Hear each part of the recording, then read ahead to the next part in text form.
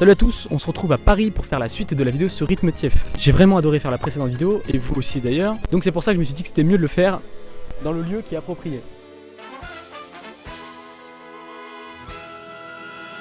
Pour ceux qui s'en souviennent pas, lors de la première vidéo, je vous ai parlé un petit peu de pourquoi le jeu n'a pas marché, et pourquoi il a eu un si grand succès au Japon et pas en Europe.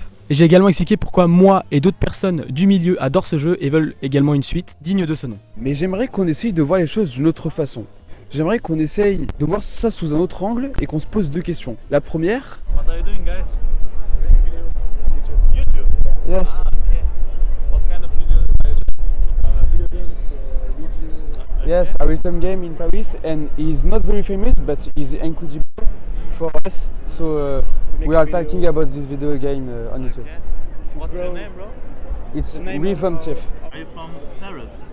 No, from No. Lyon. Lyon. Okay. Guys, I will follow you. I did a screenshot. Thanks If a I lot. have better internet, I will follow you. Okay. Premièrement, comment l'Europe aurait accueilli le jeu s'il aurait été un succès en Occident? Et deuxièmement, serait-il possible que dans les prochaines années, on pourrait avoir une suite officielle ou non officielle de Rhythm Thief?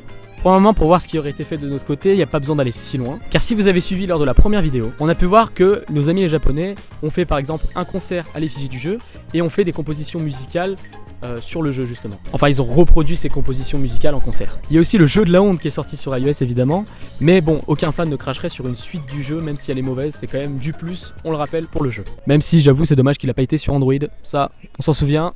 Premièrement, il est sorti uniquement sur iOS et ils ont choisi le pire modèle économique. Yaoshi. Et puis si on se base sur d'autres jeux qui ont un succès plus nourri, on va dire, je pense notamment à Professor Layton et à Pokémon. On sait très bien que Professor Layton et Pokémon ont eu une adaptation en animé.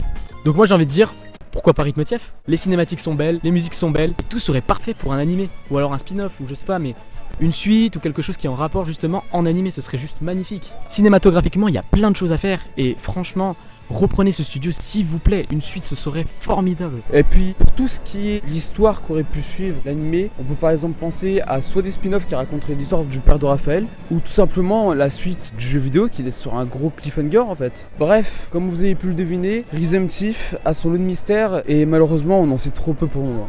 À l'état actuel, quand un jeu n'a pas vraiment de succès, c'est les fans qui font un fangame du jeu pour du coup en voir une suite. Et c'est du coup les fans qui font leur propre remake. Mais malheureusement le jeu n'est pas assez connu et personnellement j'ai vu un seul Discord qui travaillait sur un sequel fangame, spin-off, on sait pas trop, mais bref, un fangame non officiel. Mais du coup j'ai passé du temps sur Discord, il a vite été abandonné parce qu'il y avait pas grand monde, comme je vous ai dit, il y a pas grand monde qui connaît ce jeu. Si jamais je vous mets en description tout, voilà, si vous êtes développeur, illustrateur, enfin bref, si vous pouvez aider à faire le jeu, même compositeur, hein, mais rappelez-vous que les musiques de Rhythm Thief sont vraiment très bien. Mais du coup dans la description je vous mets à peu près tout ce qu'il faut pour pouvoir rejoindre le Discord et pouvoir peut-être sortir ce sequel fangame, on sait pas. Sinon, pour ce qui est du côté de Sega, alors on peut voir grâce à plusieurs indices que le jeu n'a pas été oublié par Sega. On a déjà plusieurs références, comme dans par exemple Yakuza Like a Dragon. On peut voir que dans un jukebox, on peut jouer la musique de Phantom Air.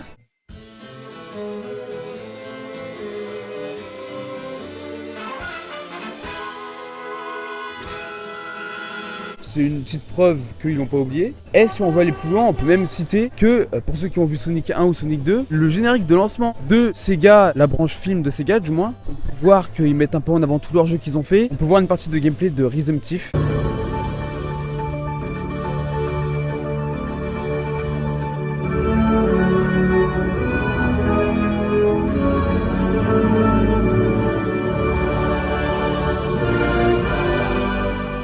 Donc je pense qu'ils l'ont totalement pas oublié. Est-ce qu'ils vont ressortir une suite? Je sais pas, et je pense pas parce que ça fait un moment qu'on n'a pas eu une nouvelle, que si t'as pas été mis à jour, etc. Mais ça serait mythique qu'ils l'aient pas oublié et qu'ils essayent de sortir une suite depuis toutes ces années, ça serait incroyable. Même si actuellement, on va pas se mentir, c'est pas le bon moment pour sortir une suite.